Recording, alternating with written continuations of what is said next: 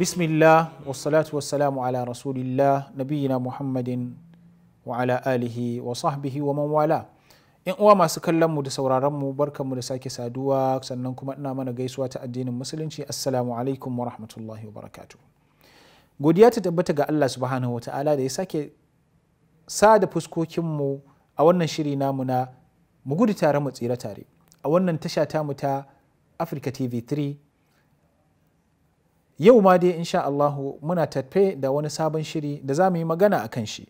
Yau maganar da za mu yi shi ma za mu yi magana ne akan ɗaya daga cikin zunubai da ka iya jawo wa mutum fushin Allah subhanahu wa ta'ala. Mun sani ɗabi'ar shirin namu shine za mu yi magana akan zunubi ne don mu guji wannan zunubin ba don mu aikata shi ba. Ka'idar ainihin gyara kayanka bai zanto sauke mu raba ba. Ka'idar nakan san sharri ne domin in guje shi ba don in aikata shi ba. To a yau insha Allahu ɗaya daga cikin zunubai da za mu ambata wanda shi ma yake iya jawo fushin Allah subhanahu wa ta'ala shine ainihin tozarta watan azumi. Ta yaya zai zanto an tozarta watan azumi? A matsayinka na musulmi, me ake bukata daga wurinka a matsayinka na musulmi a watan azumi? Shine ka azumci wa'annan kwanaki 29 ko kuma 30 na wannan wata.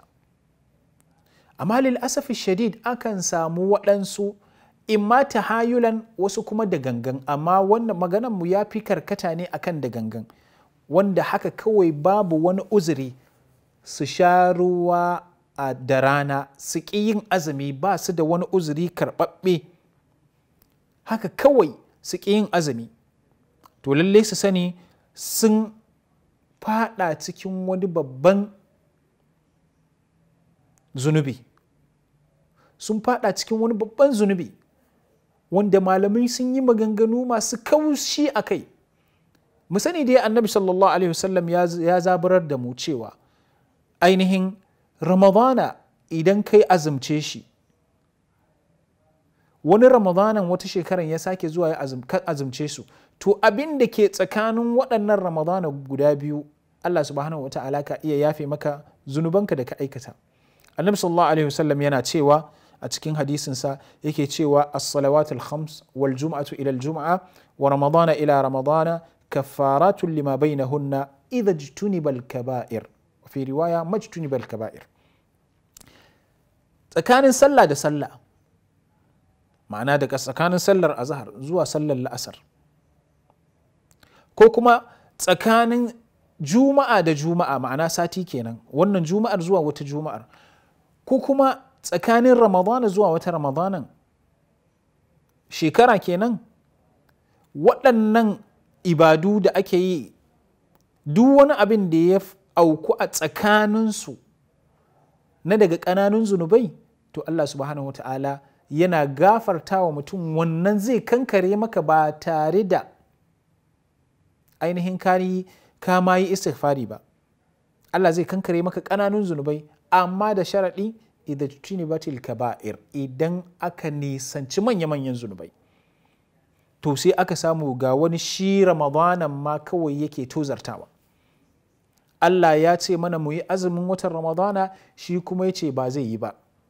To kaga a nan wurin in tasahulan ne, ma'ana ya yarda cewa azumin watan ramadana wajibi ne, rukuni ne daga cikin rukunan addinin musulunci, sai dai ainihin sakaci ne irin nashi ya sa shi ya fada cikin rashin yin azumin, to wannan shi ma yana da ya yi wani babban laifi. Amma idan cewa ya yi bai yadda da yin azumin ba ma gaba ɗaya, to a nan gurin kuma yana ƙoƙarin fita daga musulunci ne ma, ko mu ce ya fita daga musulunci saboda ɗaya daga cikin ginshiƙan addinin musulunci bai yadda da shi ba. Bisa ga haka ainihin za mu gane girman azumi. Shi sa malamai, wasu daga cikin malamai sai ka ji suna cewa duk wanda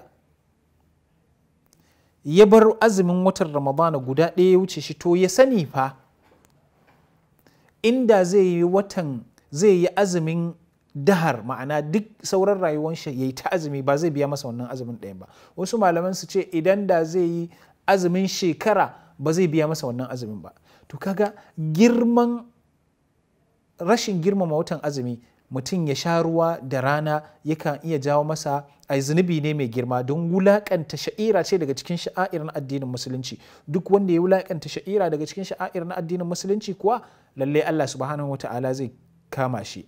Bisa da haka nake jan hankalin 'yan uwanmu mu tabbatar da cewa mun girmama watan azumi ta hanyar azumtar wannan ranaku da suke ciki, kar mu kasance cikin masu tozartar da watan azumi. Allah subhanahu wa ta'ala ya ba mu iko. Za mu dakata a nan gurin insha Allahu. Ku kasance tare da mu a shiri na gaba don jin wani sabon shirin. Wassalamu alaikum wa rahmatullahi wa barakatuh.